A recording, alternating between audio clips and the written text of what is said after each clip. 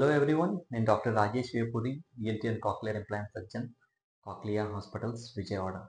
ఇవాళ మనం మాట్లాడాలనుకుంటున్న టాపిక్ వచ్చేసండి, పుట్టిన పిల్లల్లో వినికిడి పరీక్ష ఎందుకు చేయిస్తారు, చేయించాలా వద్దా? పిల్లలు పుట్టంగానే వినికిడి పరీక్ష అనేది తప్పకుండా చేయించాలండి. ఎందుకు అంటే ఇప్పుడు పుట్టిన పిల్లల్లో మనకు అసలు వినికిడి లోపం ఉందా లేదా అని తెలుసుకోవటం కోసం వినికిడి పరీక్ష చేయించాలి.